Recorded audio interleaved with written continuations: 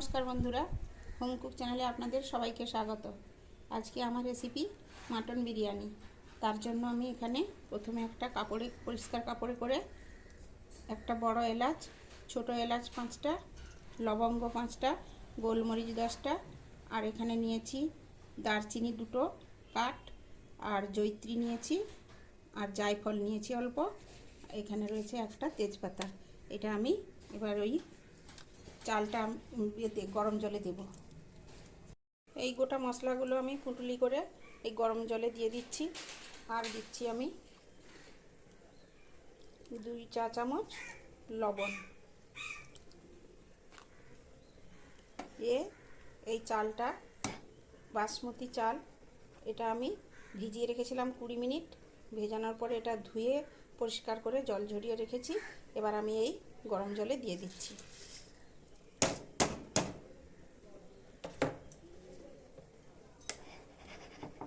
এবার ঢাকা দিয়ে দিচ্ছি। এটা সেদ্ধ হলে 80% সেদ্ধ হলে তখন আমি এটা জল ঝরিয়ে নেব। আমি মাটন নিয়েছি 400 গ্রাম, আর ওখানে আমার চালটা ছিল 2 কাপ, মানে ওটা। এবার আমি এই মাংসতে কি কি দিয়েছি দেখুন। এটা দিয়েছি কাশ্মীরি লঙ্কা 1 চা চামচ, এমনি শুকনো লঙ্কার গুঁড়ো 1 চা চামচ, হলুদ দিয়েছি 1 চা চামচ, গরম মশলা দিয়েছি 1 চা চামচ, আর দিচ্ছি এতে বিরিয়ানির মশলা দিচ্ছি 1 চা চামচ, আর দিয়েছি ফেটানো টক দই দিয়েছি 2 টেবিল চামচ, আর লবণ দিয়েছি পরিমাণ মতো। এবার বিরিয়ানিতে সাধারণত হলুদ দেয় না, কিন্তু আমার দেখতে ভালো লাগে না বলে আমি এখানে হলুদ দিয়েছি। আপনাদের না পছন্দ হলে দেবেন না। সব শেষে দিচ্ছি 1 চামচ গাওয়া ঘি। এটা এই দেওয়ার পরে ভালো করে এটা আবারও আমি মাংসের সঙ্গে মাখিয়ে নেব। দিয়ে আমি এটা 3 ঘন্টার জন্য ঢাকা দিয়ে রেখে দেব। মাংসটা যত সময় ম্যারিনেট করে রাখবেন তত সুন্দর নরম হবে এবং টেস্টি হবে। এবার আমি এটা ঢাকা দিয়ে দিচ্ছি।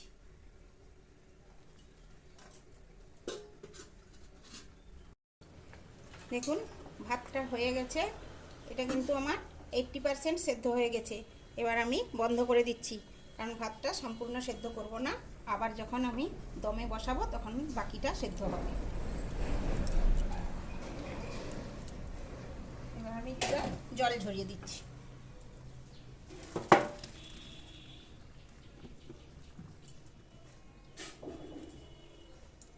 এই পুঁটলিটা এবার তুলে নেব। আমি এখানে বাটিতে খানিকটা গরম দুধ নিয়েছি।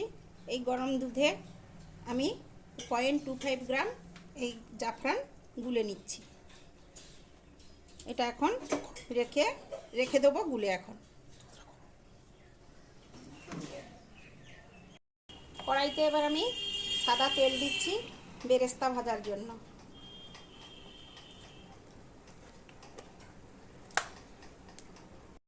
এখানে আমি 250 গ্রাম পেঁয়াজ সরু সরু মিহি করে কেটে নিয়েছি। এবার এটা আমি তেলে দিয়ে দিচ্ছি বেরেস্তা করার জন্য। বেরেস্তাটা আমার ভাজা হয়ে গেছে। আর বেরেস্তা খুব বেশি পরিমাণে লাল করে ভাজবেন না, তাহলে তেতো লাগে। এইটা তুলে রেখে দিলে আমি এখানে টিস্যু পেপারের উপরে রাখছি। আপনাদের কাছে যদি না টিস্যু পেপার থাকে এমনিও রাখতে পারেন, অথবা কাপড়, সুতির কাপড়ের ওপরেও রাখতে পারেন। এই দেখুন আমি রাখছি। দেখুন এই বেরেস্তা ভাজার যে বাকি তেলটা ছিল তাতে আমি 1 চামচ ঘি দিয়ে দিচ্ছি। গরম হোক, তারপরেরটা দেখাচ্ছি। তেলটা গরম হয়ে গেছে। এবার আমি এই আলুগুলো কেটে রেখেছি, আলুগুলোকে এতে ভেজে নিচ্ছি। আর একটা জিনিস রেখেছি, এই গোটা পেঁয়াজটাকে ছুরি দিয়ে দিয়ে পুরো এগুলো ফালা ফালা করে দিয়েছি। এটা আমি এই আলুর সঙ্গে ভেজে নেব। আলুগুলো আমার ভাজা হয়ে গেছে। খুব বেশি ভেজে দিলে প্রচণ্ড নরম হয়ে গেলে বাজে লাগবে। এই জন্য এইভাবে আমি ভেজে তুলে নিচ্ছি। একটু অল্প করে ভেজেছি, দিয়ে এবার আমি তুলে নিচ্ছি। আর পেঁয়াজটা দেখুন সুন্দর লাল করে ভেজেছি। পেঁয়াজটা কিন্তু সুন্দর লাল করে ভেজেছি। এটা আমি বিরিয়ানিতে সেই দমে বসানোর সময় দেব। এইবার আমি কড়াইতে 1 চা চামচ চিনি দিচ্ছি।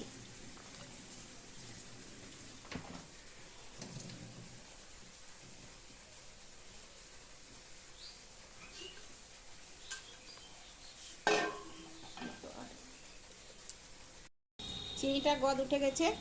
আমাদের মাংসটা যে আমি ম্যারিনেট করে রেখেছিলাম সেটা এবার আমি কড়াইতে দিয়ে দিচ্ছি।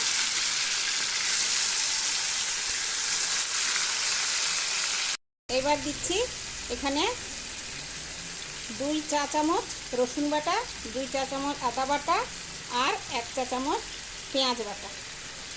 এটা আমি অ্যাড করছি, দিয়ে এখন মাংসটা কষাবো। মশলার বাটি ধোয়া জল দিয়ে দিয়েছি, দিয়ে এটা আমি ভালো করে কষাবো। এখন আলুটা একটু পরে দেব, দিয়ে তাপটা কিন্তু আমি এখন মিডিয়াম করে দেবো। আমি 15 মিনিট পরে ঢাকাটা খুলছি, দিয়ে একটু নাড়াচাড়া করে দেবো। এবার আলুগুলো আমি অ্যাড করব। আবারও 15 মিনিট এবার আমি ঢাকা দিয়ে রাখবো। আলুটাও সেদ্ধ হবে, মাংসগুলো সুসেদ্ধ হবে।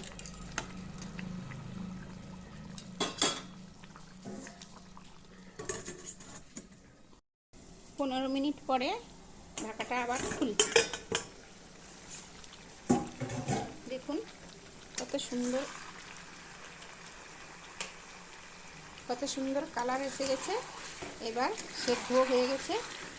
এবারে শেষে আমি একটু পেঁয়াজের বেরেস্তা একটু এর সঙ্গে অ্যাড করছি। আবার আমি 10 মিনিটের জন্য ঢাকা দিচ্ছি। আবারও আমার 10 মিনিট হয়ে গেছে। এবার আমি গ্যাসটা অফ করে দিচ্ছি। মাংসটা এখন একটু রেস্টে বসিয়ে রাখবো। এবার পরের স্টেপটা আবার দেখাচ্ছি। রাইসটা আমি এবার সাজাবো। দেখুন আমি দমে বসানোর জন্য এই স্টু পটটা নিচ্ছি। স্টু পটে অল্প একটু ঘি দিয়েছি। এটা গোটাটা ভালো করে একটু মাখিয়ে নেব। প্রথমে আমি ভাতের লেয়ারটা দিচ্ছি।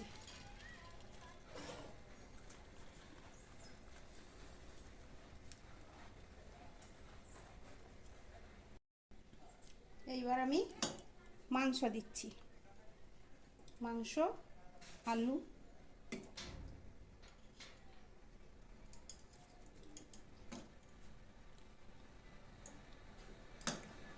আর একটু ঝোল দেব।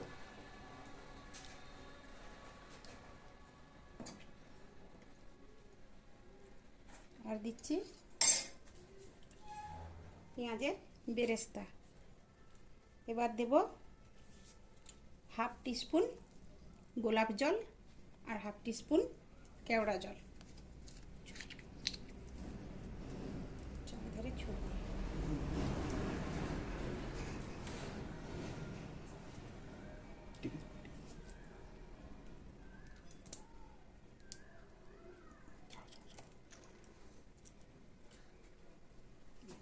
এবার দেব একটু বিরিয়ানি মশলা,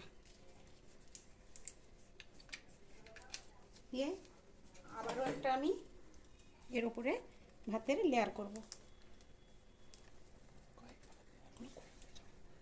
এরকম করে করে পুরোটা আমি সাজিয়ে নেব। আবারও মাংস দেব, আবারও কেওড়া জল দেব, আবারও দেবো গোলাপ জল দেবো, আলু দেবো, ঝোল দেবো। আর এইবারে আমি একটু পেঁয়াজ দেব, ওই গোটা পেঁয়াজটা যে রেখেছি এইবার ওই পেঁয়াজটা দেব। এইবার দেখুন আমি সমস্ত লেয়ার করে নিয়েছি। এবার বেরেস্তাটা পুরো এখানে দিয়ে দিচ্ছি। আর দিচ্ছি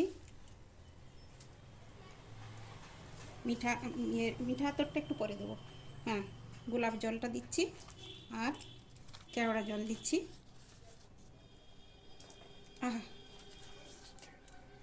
আর দেব বিরিয়ানি মশলা।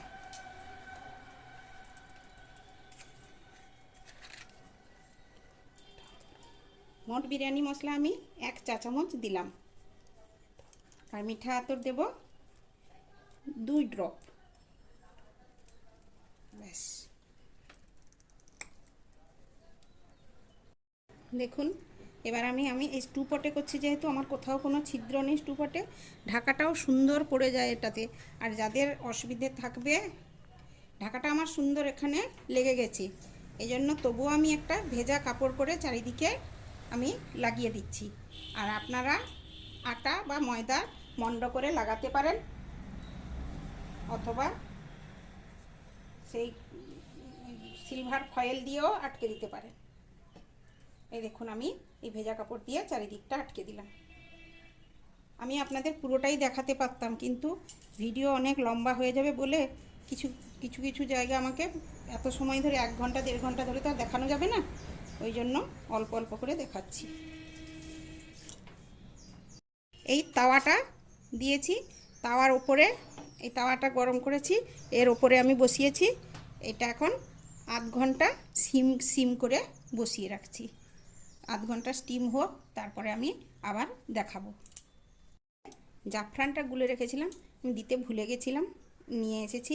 আমি এরকম ক্রস চিহ্নের মতো করে দেব, তাহলে সম্পূর্ণ সবটাতে পেয়ে যাবে সুন্দরভাবে, কালারটাও ভালো হবে। এবার আমি ফাইনালি ঢাকা দিয়ে দিচ্ছি আর কাপড়টা বেঁধে দিচ্ছি। দেখুন বন্ধুরা, 1/2 ঘন্টা পর ফিরে এলাম, আমার বিরিয়ানিটা সম্পূর্ণ কমপ্লিট হয়ে গেছে। এবার আমি গ্যাসটা অফ করে দিচ্ছি। বিরিয়ানিটা এবার আমি ওপেন করছি। দেখুন কত সুন্দর হয়েছে, দেখুন একদম ঝাড়া ঝাড়া অথচ সুসেদ্ধ হয়েছে। এই দেখুন,